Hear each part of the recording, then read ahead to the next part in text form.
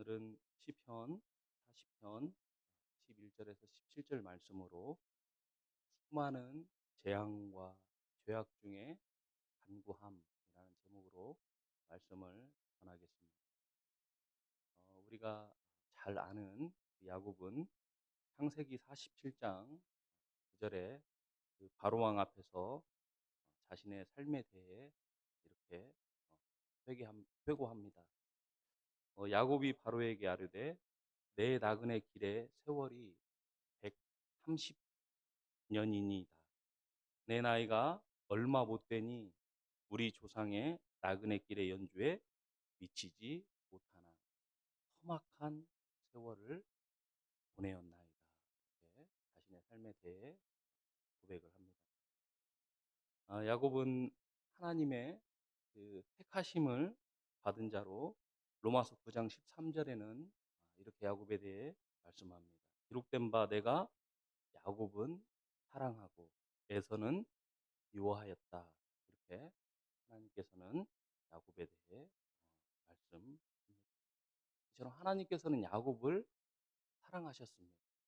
그러나 야곱의 인생은 참으로 험악한 세월이었습니다. 오늘 본문의 다윗도 사도행전 13장 22절에 이렇게 말씀하고 있습니다. 패하시고 다윗을 왕으로 세우시고 증언하여 이르시되 내가 이새의 아들 다윗을 만나니 내 마음에 맞는 사람이라 내 뜻을 다 이루리라 라는 이 말씀처럼 다윗은 하나님 마음에 합한 자, 하나님 마음에 쏙 드는 사람으로 하나님께서는 그를 택하여 왕으로 세우셨습니다. 그러나 다윗의 인생도 야곱의 인생과 같이 참으로 험악한 고난의 인생이었습니다. 그것을 오늘 본문 12절은 우리에게 이렇게 증명하고 있습니다. 오늘 본문 12절에 수많은 재앙이 나를 둘러싸고 나의 죄악이 나를 덮침으로 우러러 볼 수 없으며 죄가 나의 머리털보다 많음으로 내가 낙심하였음이니 수많은 그 재앙들이 자신을 둘러싸고 있다라는 이 표현을 통해 자신의 삶이 얼마나 험난한 삶이었는지 우리에게 잘 가르쳐주고 있습니다. 우리가 살펴볼 이 시편, 이 40편은 크게 두 부분으로 나뉘어집니다. 먼저 1절에서 10절까지는 전반부로 지난날 하나님의 구원의 은혜에 대한 그 감사의 찬양이 주된 내용입니다. 또 후반부인 오늘 본문 11절에서 17절은 현재 어떤 위기 가운데 그 전날에 하나님의 구원의 은혜를 회상하며 그 현재 당면한 그 위기에서 다시 구원해 주실 것을 호소하고 있는 내용입니다. 이처럼 다윗은 수많은 재앙이 둘러싸인 위기와 고난 가운데 살았습니다. 우리는 흔히 생각하길 그 하나님의 사랑을 받고 하나님의 마음에 쏙 드는 사람의 인생은 항상 평탄하고 평탄할 것으로 생각합니다. 그러나 성경은 하나님의 택함을 받고 사랑을 입어도 그 인생은 항상 평탄치 않음을 우리에게 잘 가르쳐 줍니다.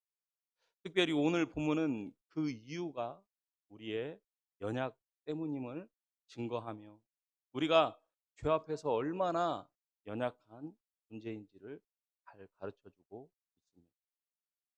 조금 전까지만 해도 하나님의 그 구원의 은혜를 찬송하고 간증하였던 그 다윗이 또다시 하나님의 은혜를 구하며 나의 죄악이 나를 덮침으로 우러러 볼 수도 없으며 죄가 나의 머리털보다 많음으로 내가 낙심하였다고 오늘 본문을 통해 고백하고 있습니다. 하나님으로부터 그 많은 은혜와 사랑을 받았을 뿐 아니라 하나님 앞에 신실하고자 노력했던 다윗이지만 오늘 본문을 통해 참으로 염치 없는 고백을 하고 있습니다. 그 큰 사랑과 도움 그리고 인도와 용서와 구원에도 불구하고 또다시 다윗은 하나님 앞에 자신의 잘못을 회개하며 그 구원의 은혜를 다시 구하고 있는 것입니다. 불과 얼마 전에 하나님의 은혜를 기다리고 또 기다리던 중에 그 기가 막힐 웅덩이와 수렁에서 구원을 받은 다윗이지만 또다시 이 40편의 시편 40편의 내용이 끝나기도 전에 하나님 앞에 자신의 하나님 앞에 은혜와 구원을 구하고 있습니다. 잠시 배탈이 나서 아파서 받은 그러한 구원이 아니라 정말로 사람으로서는 도저히 감당할 수 없는 정말 기가 막힐 그 웅덩이와 수렁에서 구원을 받은 다윗입니다. 하지만 또 그는 죄로 인해 하나님 앞에 다시 그 은혜를 생각하며 그 은혜를 구하고 있는 것입니다. 본래 사람이란 누구도 완벽하지 않기 때문에 늘 죄를 범하기 쉽습니다. 그렇다 해도 이건 너무나 염치 없는 그러한 모습처럼 보입니다. 그 큰 구원을 얻고 또 어떻게 이렇게 할 수 있을까? 우리는 생각할 수 있지만 참으로 필요한 모습이 바로 이러한 모습입니다. 왜냐하면 우리도 죄악이 하나님을 쳐다볼 수 없을 정도로 우리에게 밀려들고 그 죄악의 수가 심히 머리털보다 많기 때문입니다. 우리는 흔히 죄를 하나님의 말씀을 어기는 것, 하나님의 말씀을 거역하는 것, 그것을 죄라고 생각합니다. 그러나 죄는 이뿐 아니라 하나님의 말씀에 미치지 못하는 것도 죄입니다. 그렇게 말씀에 우리 자신을 비추어 바라보면 우리의 삶은 온통 죄악입니다. 그렇게 우리는 이 다윗과 같이 하나님 앞에 염치가 없을 수밖에 없고 또 염치가 없는 것이 당연합니다. 어제 회개하고 용서를 받았다 하더라도 또 죄를 짓고 죄가 생각나면 하나님 앞에 회개해야 하고 하나님의 은혜와 구원을 구해야 합니다. 그러나 많은 사람들은 자신이 항상 이 죄 가운데 있음을 망각하며 살아갑니다. 그렇게 죄로 인한 하나님의 징계에도 회개하지 못하고 도리어 하나님을 원망하고 불평합니다. 주일 성수 잘하고 예배하고 기도하고 남에게 해를 끼치지 않고 하나님의 말씀에 따라 십계명의 그 말씀에 따라 살며 하나님의 영광을 위해 살았는데 도대체 왜 나의 삶이 이렇게 어렵냐고 원망합니다. 남들 하는 만큼 나도 다 했는데 도무지 나의 삶이 나아지지 않는다고 불만을 토로합니다. 하나님 앞에 회개하고 돌아서면 또 사람이 회개해야 할 사람이 회개하지 못하고 이렇게 불만만 토로합니다. 그러나 다윗은 이 고난을 통해 자신의 그 죄를 깨닫고 자신의 죄악이 크고 머리털보다 많다고 고백하며 또다시 하나님의 구원의 은혜를 구하며 11절에 이렇게 간구합니다. 여호와여 주의 궁유를 내게서 거두지 마시고 주의 인자와 진리로 나를 항상 보호하소서. 하나님은 인자하심이 영원하시기에 우리가 연약하여 죄를 거듭하고 또다시 하나님 앞에 회개하여도 하나님께서는 우리를 긍휼히 여기시고 그 구원의 은혜를 베푸십니다. 그렇게 다윗은 하나님의 인자하심에 기대어 또다시 죄를 지었지만 그 은혜를 구하고 있는 것입니다. 아무리 부자지간이라고 하더라도 반복해서 똑같은 죄를 거듭한다면 그 자식을 계속 용서할 부모는 없을 것입니다. 몇 번의 용서는 바랄 수 있지만 그 후에는 네가 사람이냐? 네가 사람이라면 어떻게 그럴 수 있냐? 정말 너는 짐승 같다. 이렇게 여기며 그 자식을 꼴도 보려고 하지 않을 것입니다. 그러나 하나님께서는 머리털보다도 많은 죄를 짓고 그 앞에 나아가 엎드리면 아무리 많은 죄라고 하더라도 깨끗이 용서해 주십니다. 그 죄가 아무리 깊고 더러울지라도 예수 그리스도를 의지해 우리가 하나님 앞에 나가기만 하면 그 죄를 깨끗이 씻어 주십니다. 이사야서 1장 18절에 여호와께서 말씀하시되 오라 우리가 서로 변론하자. 너희의 죄가 주홍 같을지라도 눈과 같이 희어질 것이요 진홍같이 붉을지라도 양털같이 희게 되리라 라는 이 말씀처럼 나의 죄악이 나를 덮고 고개를 들지 못할 만큼 그 죄악의 수가 많을지라도 하나님 앞에 나아가면 눈과 같이 희어지며 양털같이 희어질 것입니다. 그러나 많은 사람들은 도무지 하나님 앞에 나오질 않습니다. 날마다 죄를 거듭하며 살고 있지만 염치가 없어서 그런지 도무지 하나님 앞에 나오지 않습니다. 죄가 자신을 덮쳐 헤어나오지 못하는 상황에도 도무지 하나님을 찾지 않습니다. 죄로 인해 수치와 낭패를 당하고 원수의 조롱을 받으면서도 도무지 하나님을 찾고 기다리지 않습니다.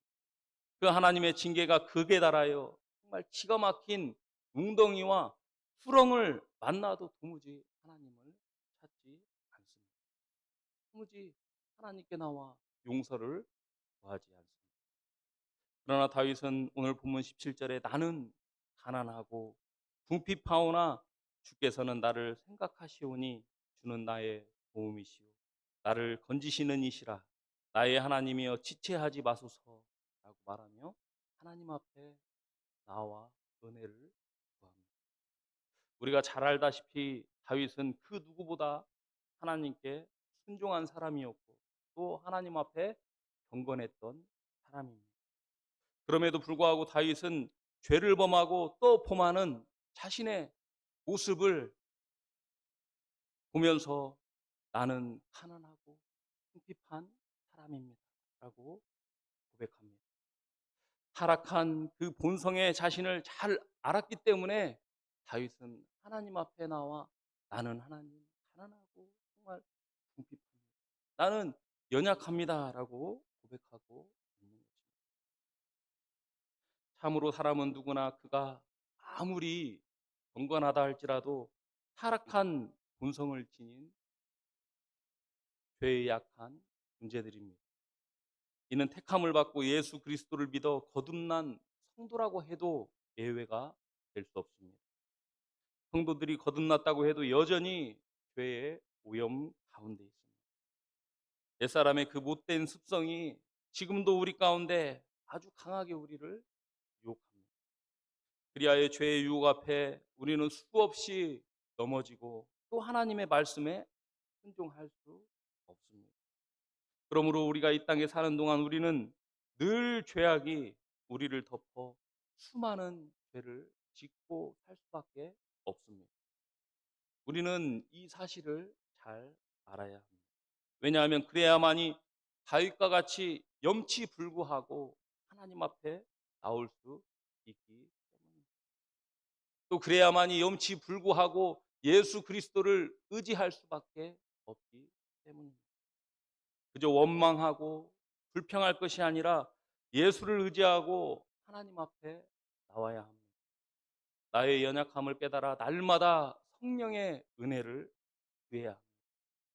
그것만이 이 험악한 세월 가운데 우리가 즐거워하며 또 기쁘게 할 길입니다. 오늘 본문 16절에 주를 찾는 자는 다 주 안에서 즐거워하고 기뻐하게 하시며 주의 구원을 사랑하는 자는 항상 말하기를 여호와는 위대하시다 하게 하소서. 참으로 죄 많고 험난한 세월이었지만 하나님의 은혜로 풍성한 삶을 살았던 그 야곱은 바로 왕 앞에서 바로를 축복합니다. 이 야곱과 같이 우리도 죄 많고 험악한 이 세상 가운데 날마다 하나님을 찾고 하나님께서 주시는 기쁨과 즐거움을 얻어 항상 그 하나님은 위대하시다 고백하며 하나님을 증거하며 간증하며 살아갈 수 있는 저와 여러분 되시기를 바랍니다. 기도하겠습니다.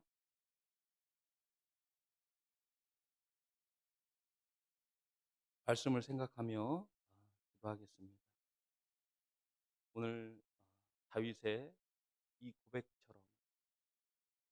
잠시 전에 하나님께 용서를 구하고 하나님의 그 큰 구원의 은혜를 맛보았지만 또 돌아서면 바로 회개하고 또 구원을 바라야 할 수밖에 없는 것처럼 그것이 우리의 인생이고 그것이 우리의 삶입니다.